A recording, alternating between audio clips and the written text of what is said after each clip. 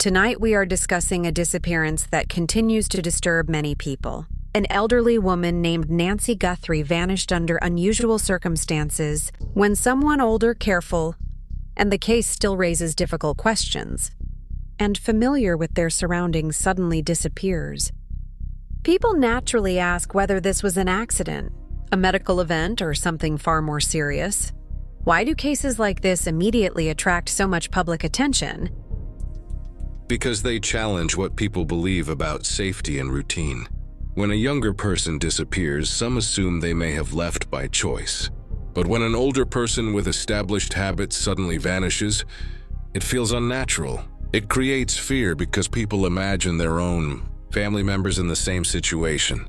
It also creates urgency because age can increase vulnerability and reduce time in an emergency.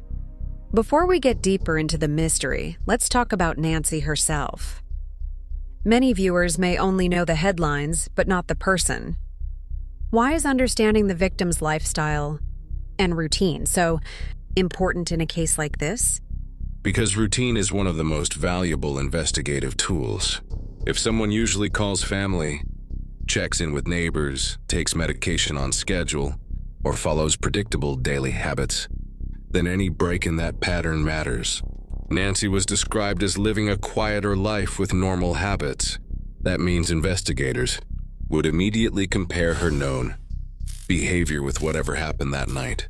If something doesn't fit, it becomes a clue. So the person matters just as much as the event itself? Exactly. Cases are not solved only by dramatic evidence. They are often solved by understanding the person who disappeared and identifying what behavior was unlike them. Now let's talk about the night everything changed. Reports suggested Nancy disappeared suddenly and may have left behind important belongings. Why would that concern investigators so quickly?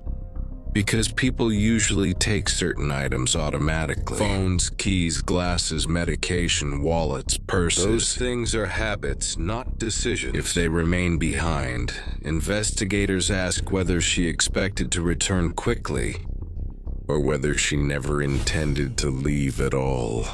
That can point to interruption, deception, confusion, or outside involvement.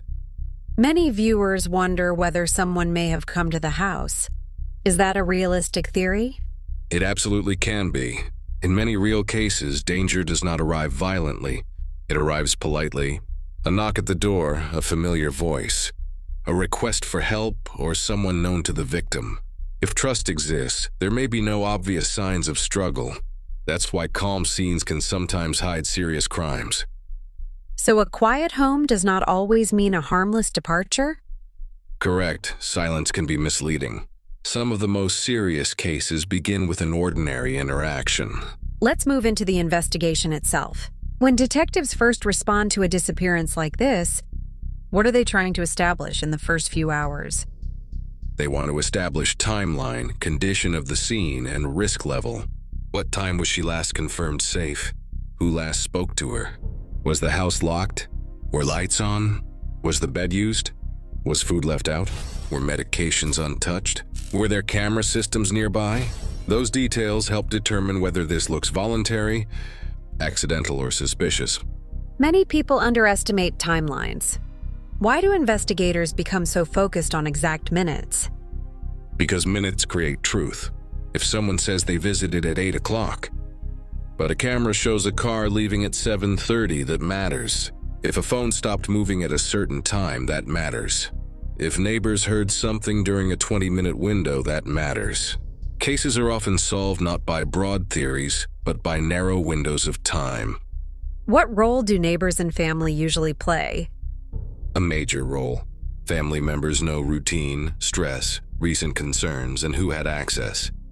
Neighbors notice movement without realizing it. Cars, visitors, lights, unusual sounds.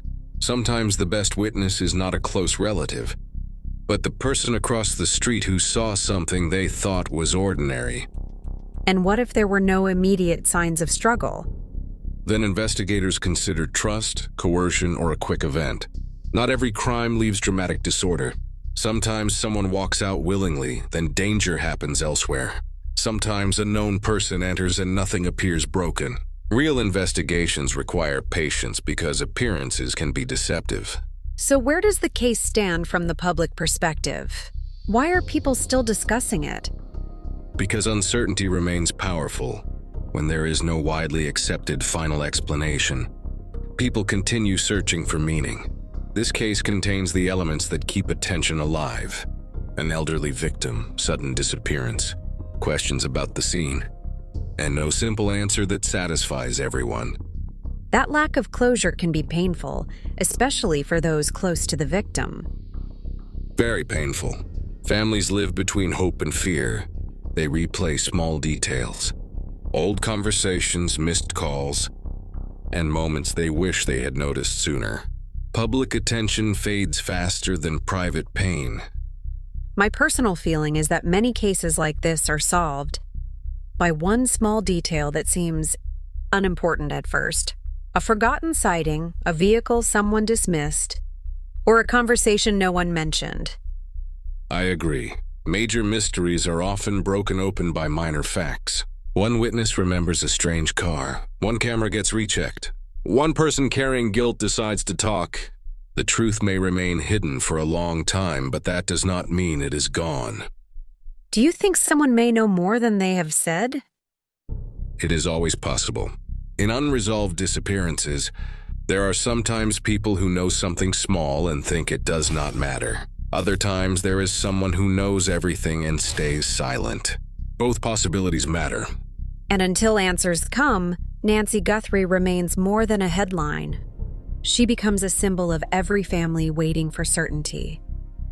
Exactly. A reminder that routine can break suddenly, and that unanswered questions can last far longer than one night. What do you believe happened to Nancy Guthrie?